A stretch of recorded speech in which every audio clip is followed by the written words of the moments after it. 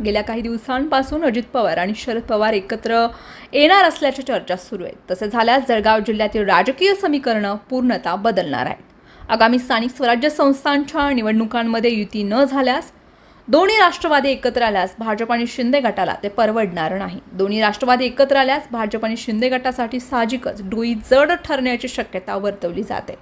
कारण अमळनेर विधानसभा मतदारसंघ वगळता राष्ट्रवादी अजित पवार गटाची ताकद फारशी नव्हती। तर माजी मंत्री सतीश पाटील, गुलाबराव देवकर यांच्यासह 2 माजी आमदार आणि शेकडो पदाधिकाऱ्यांनी शरद पवार गटामधून अजित पवार गटात प्रवेश केल्यानं आधीच शिंदे गटाची डोकेदुखी वाढले। त्यात दोन्ही राष्ट्रवादी एकत्र आल्यास आणखीन ताकद वाढेल। या टेन्शनमध्ये आता शिंदे गट आहे। जळगाव महापालिकेमध्ये 2018 मध्ये भाजप स्वतंत्रपणे लढलं होतं व वर्चस्व प्रस्थापित केलं होतं, तर शिवसेना विरोधी बाकावर बसली होती। त्यानंतरच्या काळात शिवसेनेनं भाजपचे नगरसेवक फोडून महापालिकेच्या सत्ता ताब्यात घेतल्या होत्या। आता आगामी निवडणुकांमध्ये महायुतीतील घटक पक्ष स्वातंत्र्य लढण्यास भाजपच्या विरोधी जे दोन्ही शिवसेना आहे, दोन्ही राष्ट्रवादी आणि काँग्रेस गट असं चित्र राहिलं।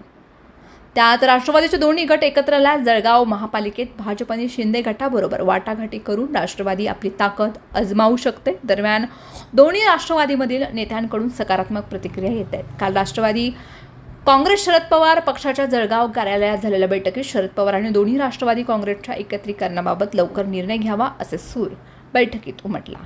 पक्ष एकत्रीकरणाबाबत शरद पवार जो निर्णय घेतील तो निर्णय मान्य राहील असे सर्व नेते पदाधिकाऱ्यांनी सांगितले।